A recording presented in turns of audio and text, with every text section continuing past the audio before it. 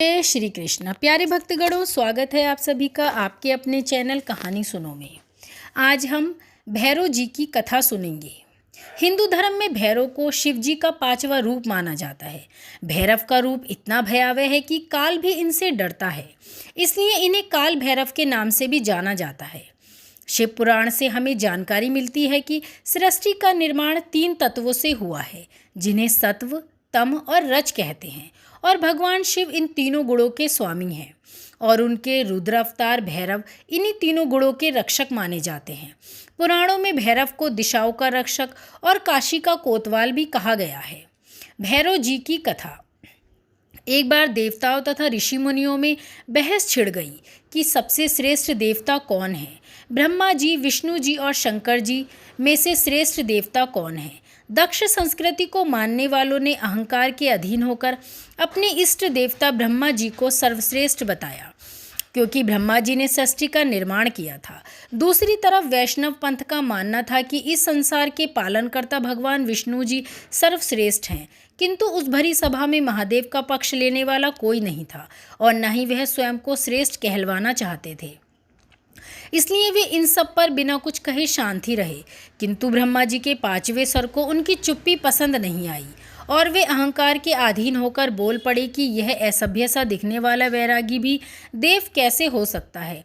इसे ना तो इसके कुल का ज्ञान है और ना ही इसकी कोई जाति है, यहाँ तक कि इसके पास तो तन को ढकने के लिए वस्त्र तक नहीं है।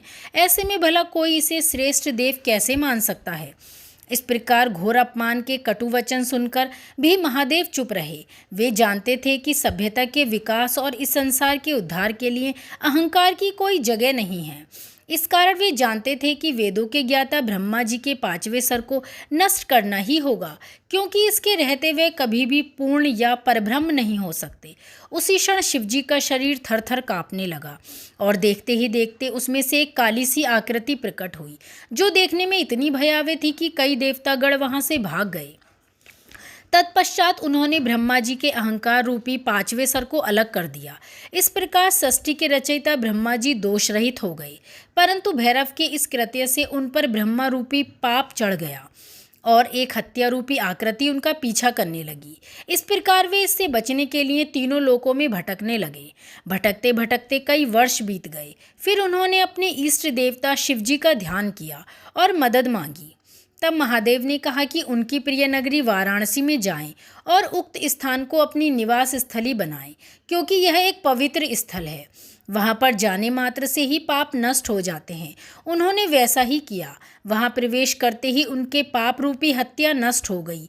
तब से बाबा भैरव उक्त स्थान पर रहकर अपने भक्तजनों पर असीम अनुकंपा बरसा रहे हैं। बाबा भैरव जी के 8 रूपों का वर्णन मिलता है, जिनके पूजन और स्मरण मात्र से ही भक्तों के कष्ट दूर हो जाते हैं। बाबा भैरव के 8 रूप निम्नलिखित हैं: क्रोध भैरव, असीतांग भैरव, चंड भैरव, रूरू भैरव, उन्मत्त भैरव, कपाल भैरव, भीषण भैरव, संहार भैरव। कलिका पुराण में भी भैरव जी को महादेव का गढ़ बताया गया है और इनकी सवारी कुत्ता है। भैरवनाथ को तंत्र मंत्र विधाओं का देवता भी माना जाता है। इनकी कृपा के बिना तंत्र साधना अधूरी रहती है। काल भैरव की पूजा अर्चना करने से परिवार में सुख समृद्धि रहती है और स्वास्थ्य की रक्षा होती है। भैरव जी की जय। श्रीमद् भैरव जी के 8 रूपों की जय। शिव भोलेनाथ की जय।